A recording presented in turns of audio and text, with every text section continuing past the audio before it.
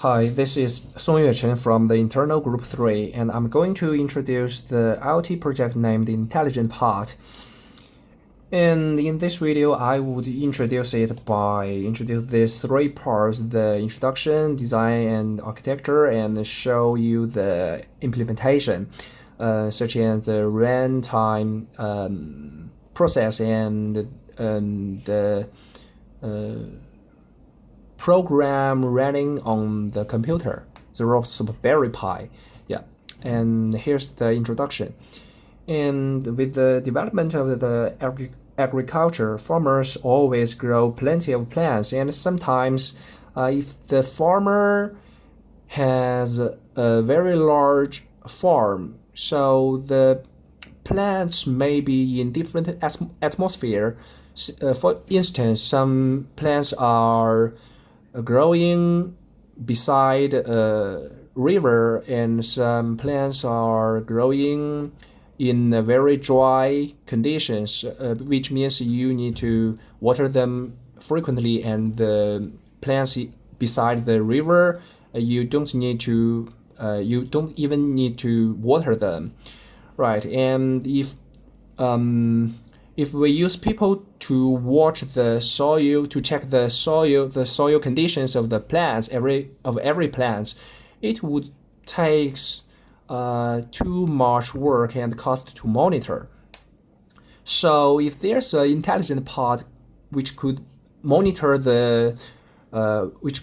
each plant's soil condition, and if the soil condition gets bad, which means it's not suitable for the plants to grow, it would send people an alarm, so the people could know which plant need to which need to be watered. So it reduced much cost, time, and work. This application is very use the IoT theory that it which is very very matched the IoT theory that comprehensive perception, reliable transmission, and intelligent processing. And then I introduced the system's design and architecture.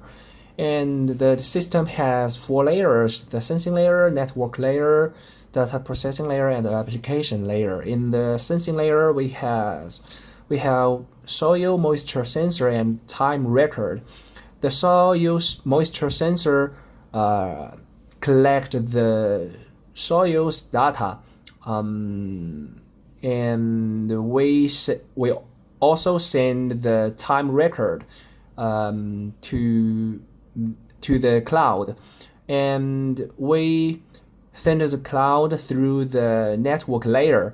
We use Wi-Fi to send them, but in the way of the data from the sensing layer to the data processing layer, there was a MQTT protocol, and then the data went into the data processing layer. And we have AWS IoT Core, AWS SNS, and ActRule and Shadow services. And then it processed the data and judge whether stimulate this action, light the LED light alarm, and send people the email notification. This is the application layer. And here's our flow chart. The time record and soil moisture sensor sense the soil condition around every plant and send the data to the Raspberry Pi. And the Raspberry Pi using the MQTT protocol to send the data to the AWS cloud, and store the data into the Shadow. By the way, we use PC to initiate the state of shadow at first, and the data from the Raspberry Pi would change the state of the shadow, and we create an act rule in the cloud, and the act rule would monitor the shadow's state, which means monitor the data, and we use the data to process, and then it judged whether stimulate the AWS SNS services, and the AWS SNS service would send email notification to people, and then the data would return to the Raspberry Pi, and the Raspberry Pi judged that if the LED light alarm should be lighted. So here's our flowchart, how the system works. Okay, I'm going to introduce the third part, the implementation. Right, about the programming part, I put all of my code in the intelligent part.py, and then in this file, the first thing the file do is that initiate the shadow state on the AWS cloud, and then this file keep listening the data from the sensing layer, and I set it every 1 minute, it would update the data to the shadow on the cloud, and you can see that the previous shadow state is the moisture is wet and the time is 33, and now it's 34. So if we start the program, you can see that here it deleted the previous shadow state, and here it updated the state now on the AWS, and you can see that the shadow state is being changed to moisture wet, and the time is 35, right? And you can see the intelligent part here. The soil moisture sensor is in a wet condition, and the wet condition is here is suitable for the plant to grow. So the alarm light is not being turned on, and the SNS on the cloud would not be stimulated.